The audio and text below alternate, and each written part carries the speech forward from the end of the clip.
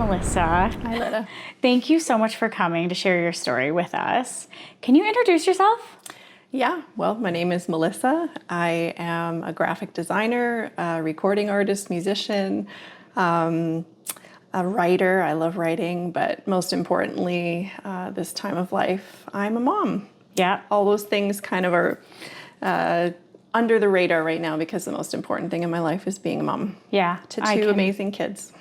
I can totally agree with that. We love being moms, don't we? Mm-hmm. Okay, well, in that, you definitely have you have a few, but you have a really hard story about being a mom. Mm-hmm. Do you want to go back to the beginning? Tell us what happened. Tell us about yourself at the beginning. Sure. Yeah, it's hard to encapsulate. Like you said, there's so many things that we go through as moms that that I could have talked about when you asked to share a difficult story and something that I've gone through where I'm still standing. But I was thinking about everything that me and my kids have been through, and there was one particular situation that stood out. And I guess to go back to the beginning, I mean, it starts by becoming a mom in the first place. I have a daughter and a son, and both incredible human beings, beautiful people. They already came into the world through struggle. Both of my kids were NICU babies. My daughter was resuscitated at birth. It was a difficult birth. So right from the get-go, motherhood was an adventure, one that I didn't bank on. But I think as mothers, I think before we have kids, we have a picture of what motherhood is going to look like. And especially now in this age of social media where we're being fed sometimes an overly rosy picture. You know, we imagine the baking cookies and the scrapbooking, and there are moments of that, but I don't think too many of us imagine fighting for our kids' lives. And that's really some of the stuff that I've been through and one of the stories I wanted to share today. So so it's actually about my son. My son is 10 years old now.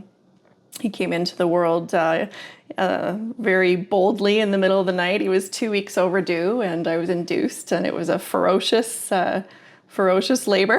You were ready. 2 weeks. Yeah, 2 weeks overdue. Wow. And his name, I gave him a name, and the meaning of his name is lion. So I just knew in my heart before he was born that he was going to be a fighter. And, I believe that mothers have this instinct that we kind of know what personality our kids are going to have. And he did end up being a fighter. So, I mean, he was a pretty healthy toddler, except once in a while, he would have these episodes where he would get sick to his stomach. I'll leave the graphic details out of it, but, episodes of vomiting and other gastrointestinal problems, and they would come and go, throughout the time that he was, I would say, early 2, close to 3.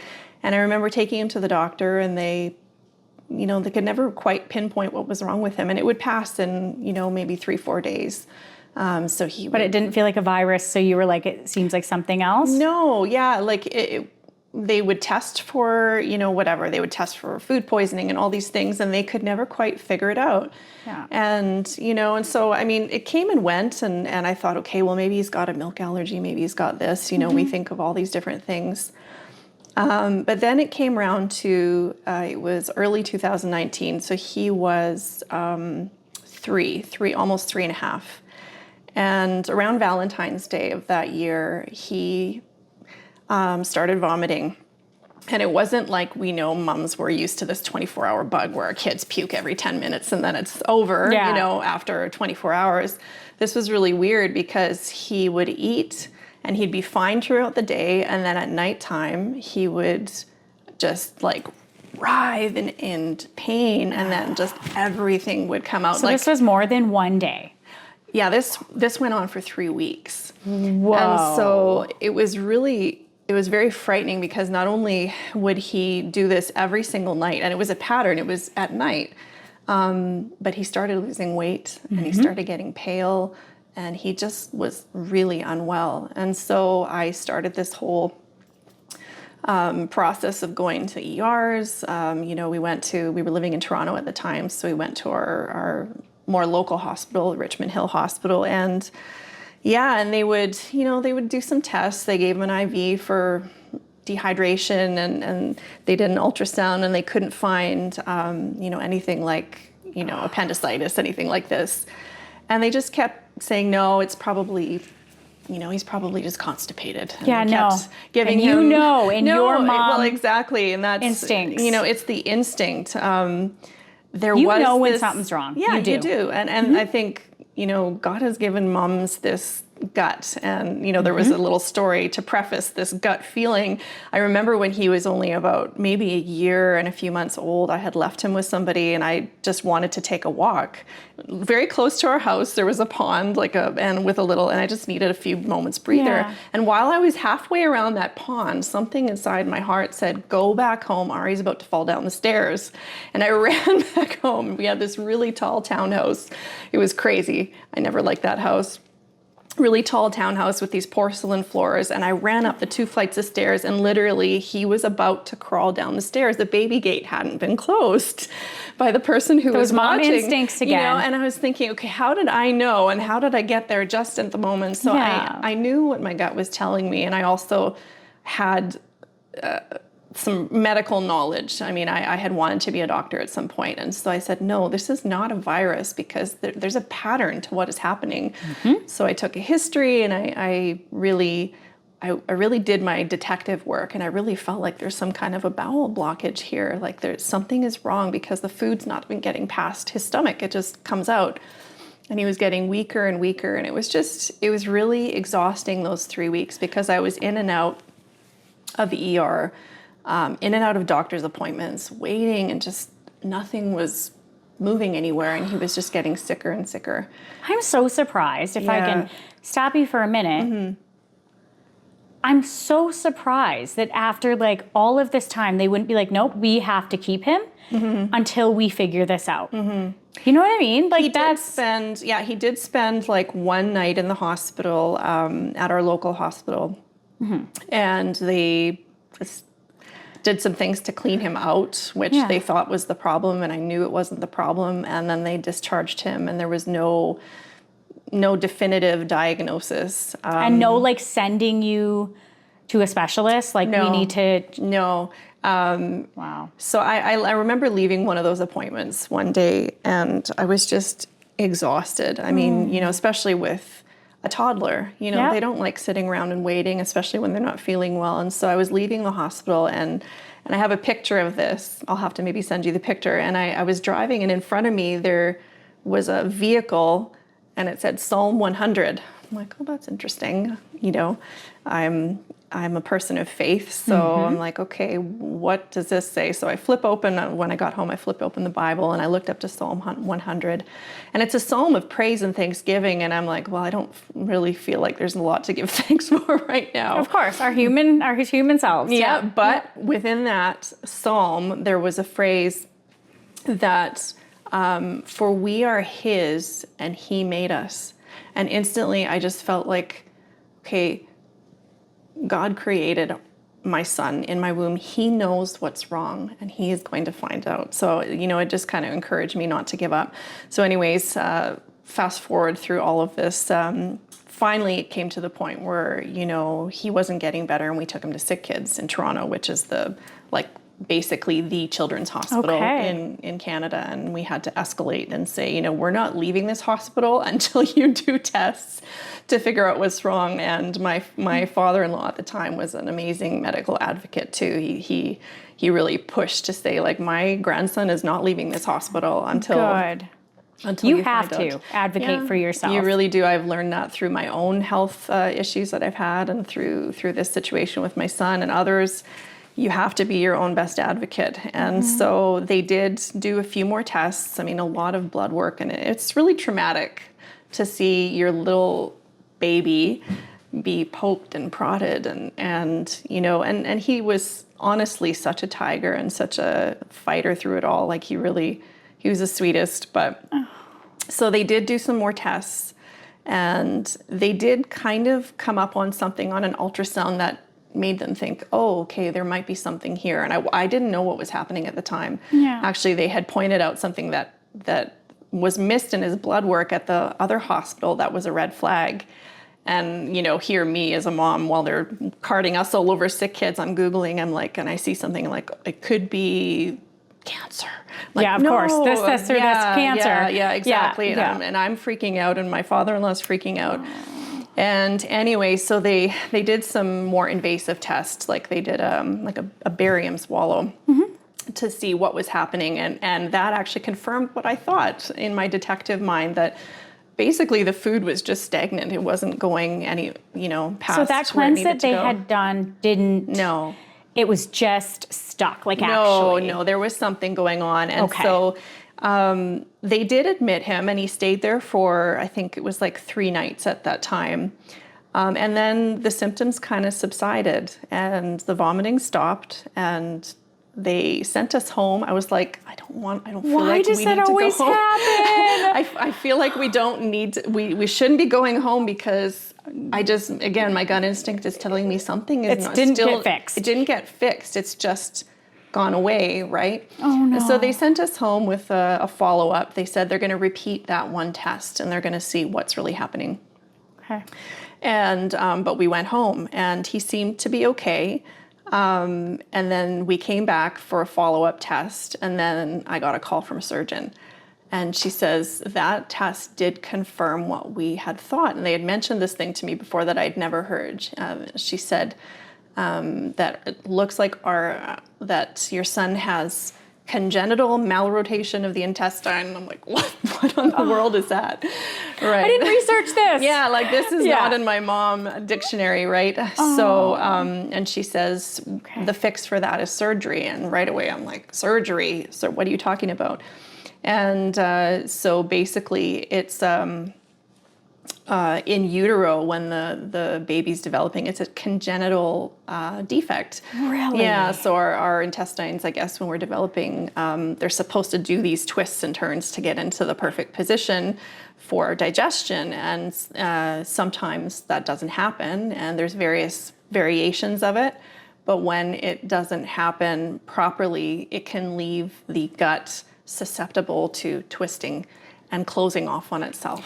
And I know that, how old was he when you really noticed something? Like when he was a baby, did you notice anything was? No, and that's the strange thing, because what I had learned later is that usually they discover this neonatal, like right upon birth. The child won't nurse, like they'll just vomit and they won't nurse. You would think. So this was exceedingly rare that a child makes it to the age that he was without this being discovered. It's almost like it happened after. Yeah, well, it Something can't moved. Yeah, no, apparently it can't. It happens in utero. Okay. So anyways, so I'm dealing with the shock of this and thinking, okay, my son might need to have surgery, and what's going on. So she said, we've got an appointment for you at SickKids. You're going to meet with a surgeon, a surgical team, and they'll go over the results with you. And I'm thinking, like, in my heart, I'm kind of like crossing my fingers that, okay, maybe it's not surgery. And I'm doing my over researching, like, is there any possibility there's something else we can do besides cutting my child open? I know. Yeah.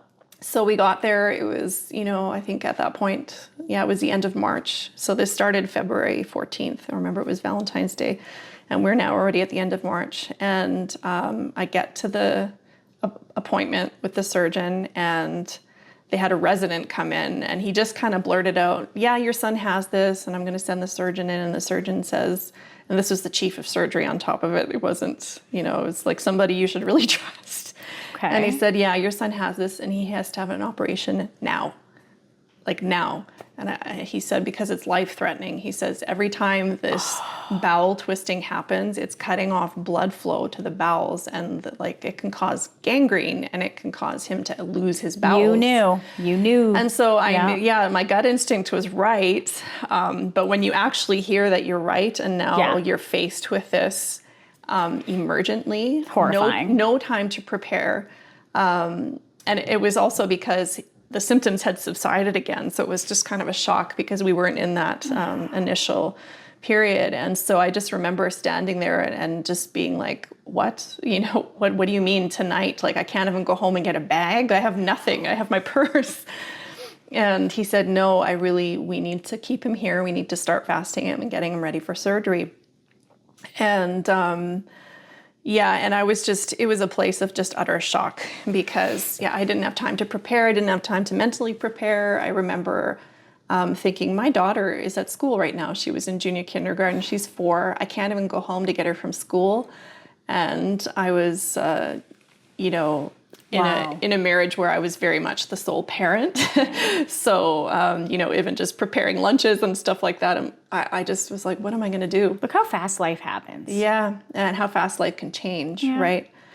So anyway, yeah, so we stayed. It was hard to keep my very active 3-year-old kind of content while he wasn't allowed to eat until the night of the surgery. And yeah, I stayed at the hospital and I coordinated everything over the phone. You know, how we were going to get a bag of stuff to me and how my daughter was going to be taken care of while mommy was away, because I basically couldn't leave the hospital. I couldn't go back. It was almost an hour to get home. Yeah, and that night they prepped him and they took him into surgery. It was almost midnight. I think it was 11:15 actually at night. And I remember, you know, them coming in, the surgical team coming in and putting him, kind of sedating him before they actually, you know, put him into surgery. And then I just walked out and I went and I sat in the waiting room by myself. And prayed. And felt like, What a helpless feeling. what is happening? Yeah, you know, and just not knowing what's going on. Has there been any damage, you know? And yeah, so it was a very lonely feeling being there just by myself at night. The lights were even like all low because, you know, you don't usually have surgeries happening at midnight unless it's an emergency. So anyway, I think about 2 hours later, you know, the surgeon came back to talk to me and he said it was a success and he did well. And I said, you know, was there any damage? Because oftentimes what happens is that the bowel can lose blood supply and then they have to remove sections of the bowel. And he said, no, there wasn't. I was so grateful. Yeah, but you know, I will never forget coming into the recovery room and there was these, SickKids is an amazing hospital. I mean, just amazing. They did such an amazing job with my son, and there were these 2 nurses there, and this one looked a little older, more like a grandma figure, and she was just stroking my son's hair. He's got beautiful thick hair, and she's like, he just has the most beautiful hair, and I was just looking at him, you know, and he's just so little, and he's got tubes coming out of him and IVs, and it was really hard. It was really hard, and It's just so scary. it's scary. No one wants to Yeah. see their child like that. No, you don't prep yourself as a mom for knowing that you could have lost your child. And, you know, and the next morning after the surgery, another one of the surgeons came in from the team and he said, you have a really lucky son. I obviously don't believe it's luck. I believe it. You're like, I have God. God was looking after he had his him. hand on him, because I didn't realize that all of those previous times where he had been having those symptoms from the time he was maybe 1.5, his life was actually in danger. Yeah. You know, he could have died at any one of those times, and we didn't know it because and he said that, the surgeon said, you know, usually they find this right when the baby is born because they won't be able to eat. So this just went hidden. Yeah, so it was extremely rare. So he was in the hospital for 10 days, and even that was like, you know, it wasn't easy. They had to keep him NPO, which means nothing by mouth, for the first 5 days. And that was Is that like horrifying. eating through a tube? Nothing, actually no eating at So all. no eating. No, and no drinking. So he was sustained only by an IV, and the IV will keep you hydrated, but it does not quench your thirst. And so I just remember this one morning, and it was on the 5th day already of no food, no liquids. And this is a 3-year-old. And it's dry in the hospital. And it's dry. And he was just melting down. And he took a spoon and he ran to the sink to try to get water out of the sink to drink. And I had to take the spoon out of his hand. And I remember just like sitting on the floor with him, the cold, dirty hospital floor. And we just sobbed and sobbed. And I was just like, oh, I can't watch this. Like, this is torture to see my Yeah. child not be able It's to take torture a drink of water. taking a spoon. Yeah. And he doesn't know why. Like, he didn't know what was going on. You know, he's so little. You just feel like a bad mom keeping water away and you're not. Yeah. You know, and I remember sitting with him in his hospital bed, you know, trying to do some kind of like play therapy. So I took toys from they have all these playrooms at the end of every unit at SickKids, and I brought some toys, and I tried to act out what was happening with the toys to try to help him understand. And I said, but we're going to have a breakthrough, Ari. We're going to have a breakthrough. And, you know, it was later that day that one of the doctors kind of figured out a way to get him to be able to have like small bits of popsicle. You know, even we had to measure it. So like he would have it and then it would just come right out the tube of his stomach because everything was draining. They had to keep him empty while his gut healed because I guess your gut basically shuts down when you have surgery.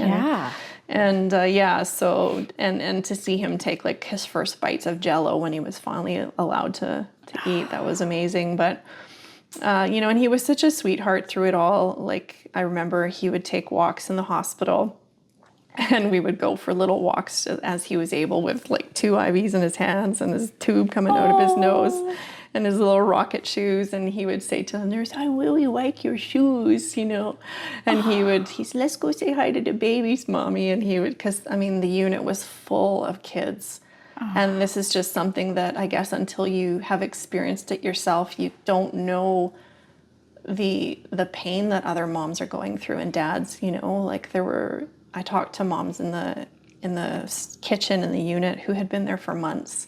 Their babies were born with missing parts of their, you know, digestive tracts, and they literally were living at the hospital. And I was like, how heartbreaking. Yeah, I mean, that year I spent 21 days in the hospital, or 21 nights sleeping on, you know, cots and stuff. And that was bad enough. That's a lot. You know, I can't imagine some of these parents or, you know, kids that are going through chemo. And, you know, you just see like the suffering, and it's just so heart-wrenching. And yet even in his own suffering, my little 3-year-old would go say, let's go say hi to the babies, mommy, and, you know, kind of give them a smile. And so we were there for almost 10 days. Towards the end of that 10 days, he had a setback. He got a really high fever, and all of a sudden we're like, what's going on? And they did a bunch of tests again, very uncomfortable when you've just had surgery to go have an ultrasound and pressing on your belly, right? Totally. And they discovered that he had a surgical site infection. So he had to go back to the OR and get that all cleaned up. And antibiotics? Yeah, heavy duty antibiotics. But the worst part of it was that he had to have a drain coming out of him. And so finally, when there was like, his body was showing signs that the infection was under control and they discharged us home, they discharged him with a gaping open abdomen, basically, like, so they went in and they opened the cutaneous layers. So the muscle was sewn, but Yeah. And so then you're taking care of that, aren't you?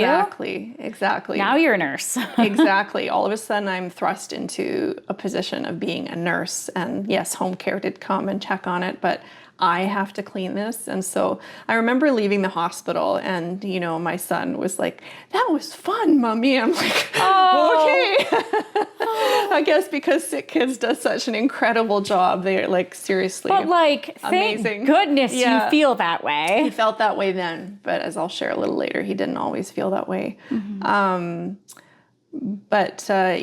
I'm discharged home, and the feeling of leaving the hospital, it's so difficult to describe, because anybody, I guess, who's gone through something like this, you come to see the hospital almost as your place of safety. Yes, of course. Because there's always a doctor and a nurse there if something goes wrong. And all of a sudden I'm driving home with my son, and he's just gone through this. And you're in charge. And I'm in charge of this. And what if something goes wrong and we have to go back? In fact, he did. He got an extremely high fever 5 days later. And they told me that that's a red flag for sepsis. And so I had to go back to SickKids, and he had to be poked all over again. And it was just, I remember that feeling of like just anxiety and panic that I'm on my own with this now, and now I have to take care of this. And like, it's actually, the feelings are actually coming back right now as I'm talking about this. I'm sorry. And the cleaning of the wound, you know, and then him seeing that, he's like, mommy, what's with my belly, And so just, yeah, I think, and it wasn't until for me, about 2 weeks after he had been discharged, that it really, really hit me. Like I don't know how to describe it, but I basically just shut down. And I think what had happened was, when you're functioning in the role of a caretaker and an advocate, you're basically running on adrenaline. Yes. And you're in shock still. You're really functioning in fight or flight mode for a very extended period of time, which for him at that point was like 6 weeks of just like constant running, and also having to be strong because he is so little and I don't want him to feel worried. So I have to be upbeat and That's positive. the thing for parents. Whatever we're going through, we have to like somehow hide it or hold it back or whatever, because we're protecting them all the time. Exactly. And so I remember probably about 2 weeks after being discharged, I was sitting in the tub and I just felt numb. Like I don't know how to describe it. It was like I couldn't feel anything. And I think it finally dawned on me, like I just kept thinking, what did we just go through? Like, is this real? I don't know if it was like almost like dissociating, but it was really quite intense, this feeling of disconnect. And I found like the memories would come back and I would start reliving and all of a sudden. It's a horror story, honestly. I mean, like for a mom, that's a horror. It is. It was. Yeah. It was, you don't want to ever experience that with one of your children. And so I would get these kind of flashbacks of like, and then the tears would bubble up again. And it kept happening. And, I remember even like a couple years later, even at the slightest hint of a fever or a stomach ache, that fight or flight would get activated again. Well, you have trauma from that. Exactly.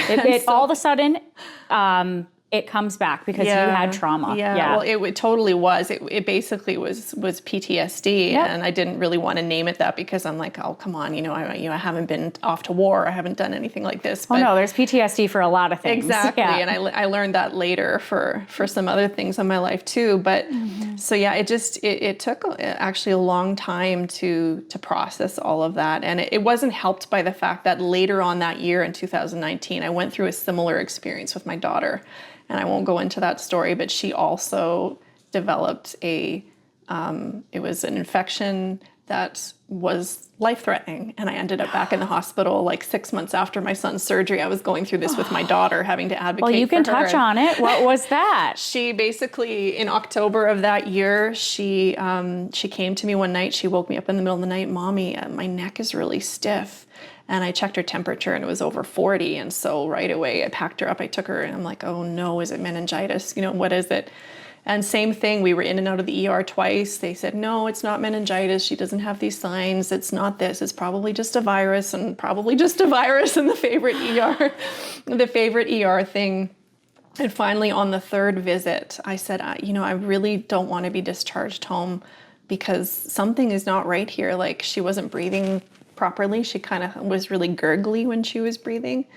And finally a pediatrician at the hospital, we were living somewhere else at that point, the pediatrician at the hospital there said, you know what, let's just send her for an x-ray just to see what happened. And they discovered it was a very rare, my kids and I like to say we're the 1 in a million family. Like we have all these things happen to us that are so rare. And so it's a very rare thing that can happen to some children after they have some kind of random infection where they get a deep abscess in the deep tissues of their throat and it can push up against their trachea and cause problems breathing. And so, she ended up being hospitalized on antibiotics and needed CT scans and all this. And at one point, they were thinking of transferring us to SickKids again to possibly need surgical drainage. And again, I was all by myself. And it was just, I was in shock. So it was like one thing after another that year. So the medical trauma for that lasted a while. And it showed up for me in different ways than it showed up for my son. because he actually didn't show signs of it until maybe a year and a half later. And, you know, as adults, we can kind of piece together what's happening, but he just, he would show it in other ways. Like if he had to have any kind of an appointment, he was very combative, like did not want to be around doctors or nurses or dentists or anything. Totally makes sense. Yeah. But he can't talk about it at the time. He has these memories. Yeah. And it's whether they're even memories, because I would ask him, do you remember? Subconscious, I think. It's really subconscious. And or, you know, he would be at the playground and he would nick his knee and it would bleed and he would flip because I think just, again, these subconscious. Can't go back there. Yeah. Subconscious memories, you know, and then as he got older and I was able to talk to him about it, you know, more on a more mature level, than he was able to, I think, understand some of the fears. But it took a lot of patience,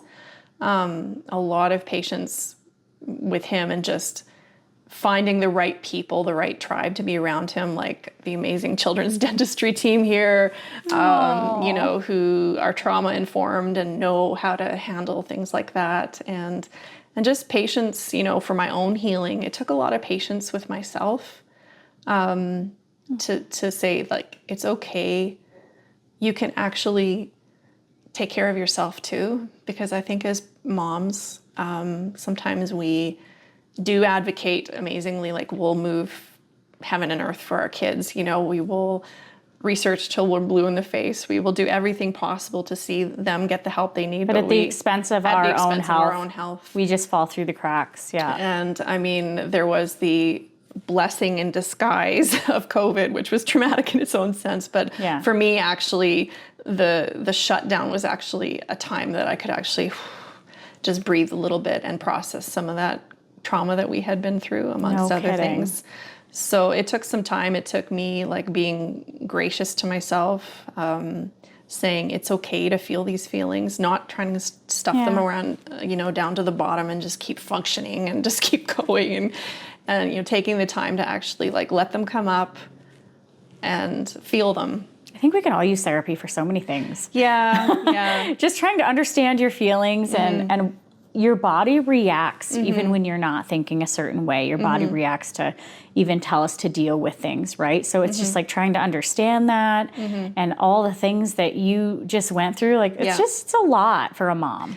Yeah, it is. Yeah. And, you know, that was one of many things that we went through. And I think, oftentimes, I know there's a book out there called The Body Keeps the Score. I haven't read it. It's about trauma, and I think I've heard of that. Yeah, and we don't realize how much it actually is stored in our physical nature, not just in our soul and our emotions, but actually in our physical nature, because that's what would happen to me. Like I mentioned, if the kids would come down with a fever, my heart rate would start racing, and I could feel my muscles activate, like, okay, I'm going to go take you to the ER, but I'm also packing a bag, and I'm also preparing that I might be there for a week, even if that was an overreaction. Definitely. But that was my reaction. Because you don't know now. Exactly. At any given time, I could end up in the hospital, right? But I had to talk to myself, and I had to say, this is different.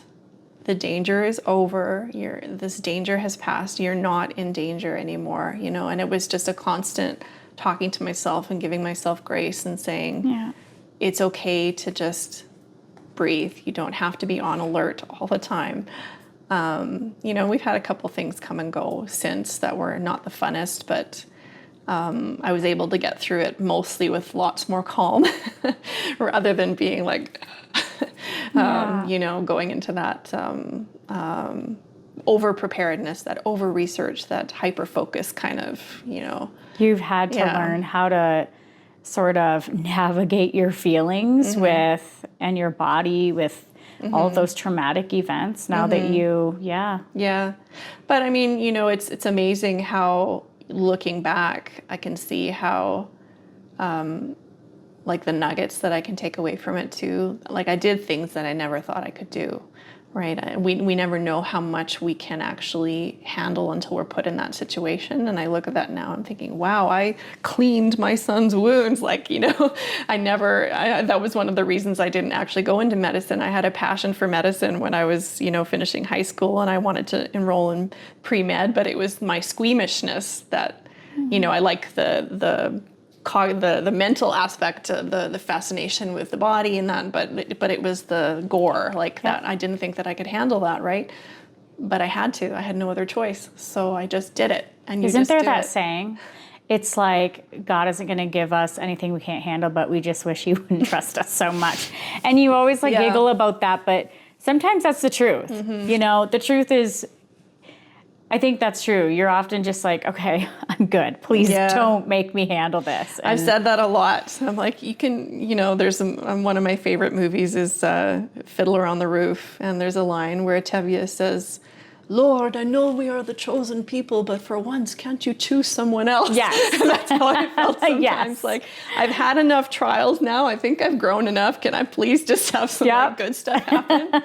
Totally understandable. You're human. But at the same time, which is why I'm so blessed and honored that you asked me to share this story, is because I do believe that, as people of faith, that God does redeem those things that we've gone through, those difficult things that we've gone through, and that our pain can be turned into purpose. And so, I've been able to comfort now other moms that are going through similar things. We have ongoing struggles with health and even myself.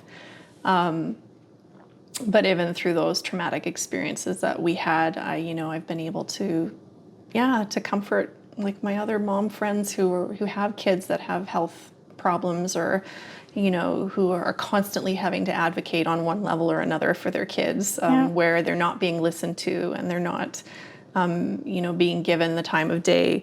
I'm able to encourage them, don't give up, listen to that voice, that God-given voice that is inside of you that says, I know my child.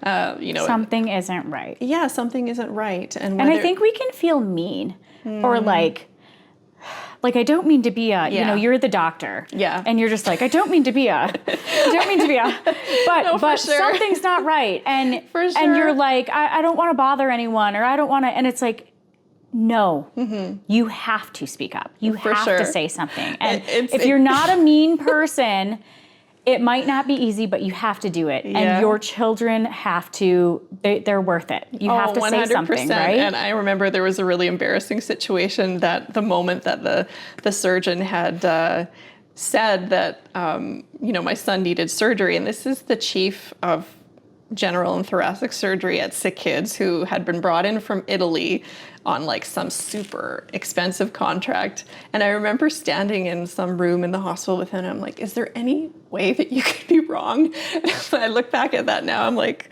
oh my goodness, I can't believe that I actually asked that question. But he was gracious enough to say, you know what? And maybe he was just humoring me. But you know what? He's still human. We still make mistakes, and right? So he said, you know what? I'll call down to radiology and I'll have them double check the tests. And he was so gracious and humble, and he could see the fear in this mother's eyes, right?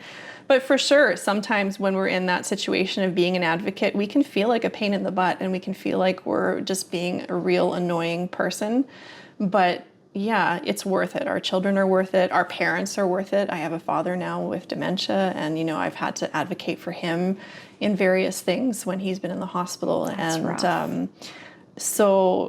But back to that, doctors are still humans. Absolutely. They can make mistakes. They do make mistakes. And so, you might feel silly that you said that, but at the same time, it's like, if that's what came out, there's nothing wrong with double checking things. You know what I mean? They would agree. They would agree. There's no way he hasn't made mistakes before. He didn't chastise me. He was very gracious. But yeah, no, they do. And I think I've heard good doctors. I follow some good doctors on Instagram who have said that sometimes they get blind because I can't remember the word that they use, but they can miss things because they're just used to the standard.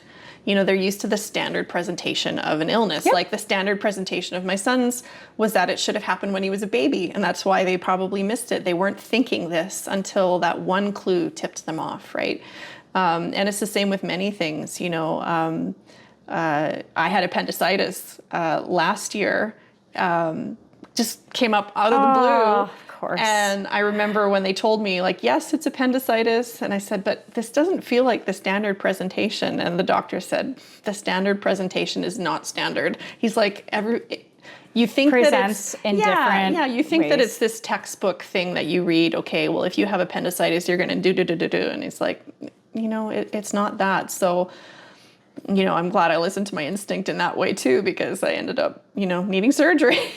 Oh man. But yeah, anyway, I'm blessed to have been able to be there for some other parent friends of mine, and some that unfortunately have gone through just horrendous things, way harder than I have. I have a dear friend who unfortunately just lost her 16-year-old daughter to cancer. And so many people are going through so much, They and are. if somehow the comfort that I've received from God and from community and from working through my own trauma can help somebody else, then yeah, by all means, that's how I want to be used. And that is exactly what the Still Standing Project is about. Yeah. Right? Yeah. Because things are going to happen. That is inevitable. But it's what we do with that. How do we get through that? How can we help someone else? Because we don't also want all of our trials to be in vain. No. Do you know what I mean? No. You can take that, and you have, and you've been able to help other people, and hopefully even our viewers or listeners can relate, get some strength from you, I hope so. not feel so hard on themselves when they're Yeah. going through shock and then after shock effects. again, because their bodies are like dealing with Yeah, all of the physical. If I could say anything, I would say be really kind to yourself, and just, it's okay to take care of yourself as a mom. It's okay to say, I need some time right now just to do something for myself. Even if you're in the middle of some kind of a battle with your kids, it's okay. It's okay to take that time for yourself and have somebody watch your kids and go for a walk or go get a coffee or journal a little bit or go to a therapist. All those Yes. things have been really helpful for me. And and then you'll look back and you'll be able to say, okay, we made it through. We're still standing. I Yeah. love that title. That's so cool. And I actually brought this necklace here. You'll have mementos to look at to say, wow, we made it through this. So this is my son's SickKids necklace. And they have this really cool program there where just to try to encourage the kids. So every single test, poke,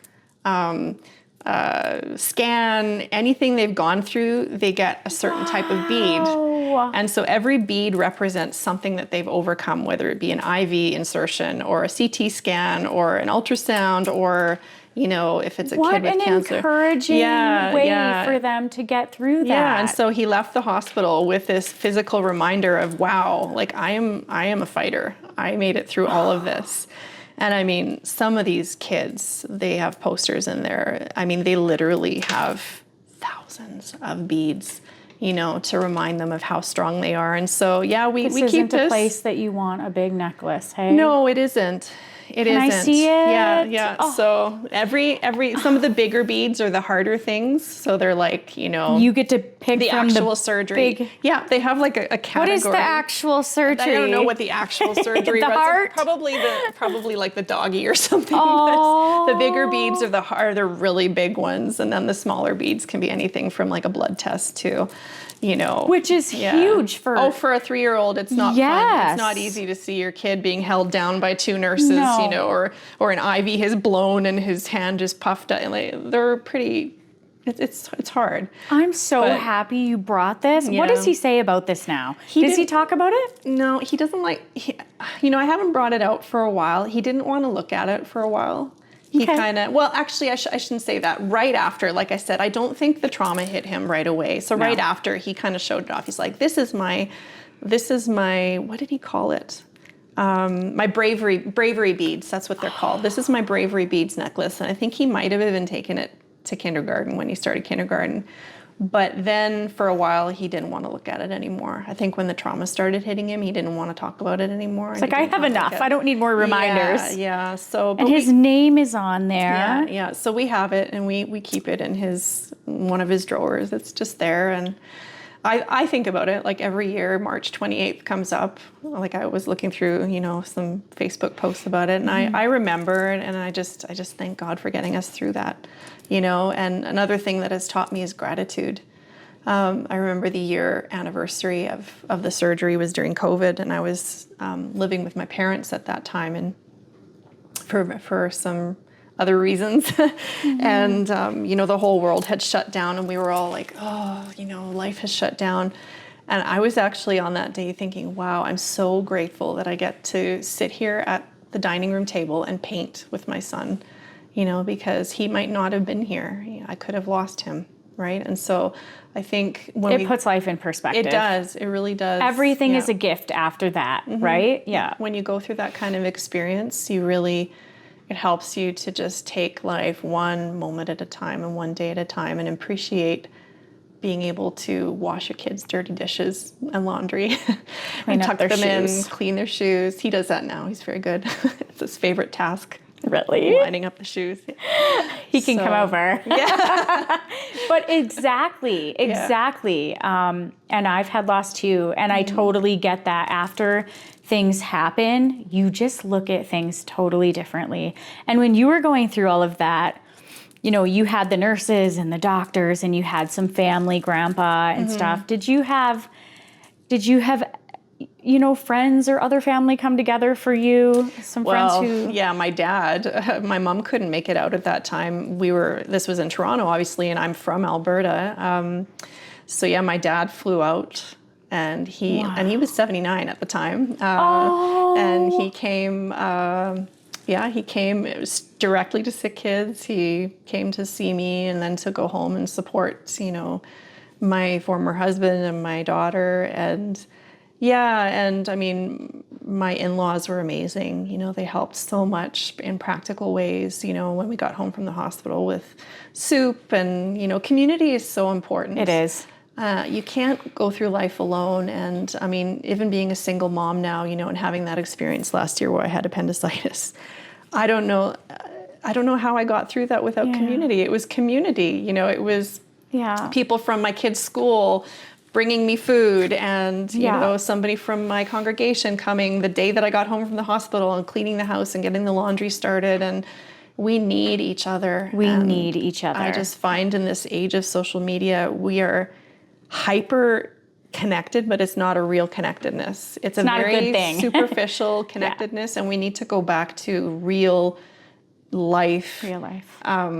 Show up at the door unannounced with a pot of soup kind of connection. We do. And I think that's what we just need to go back to that, because the division is killing us. Yeah. There could be any given reason why we can have division. You can find it with anything.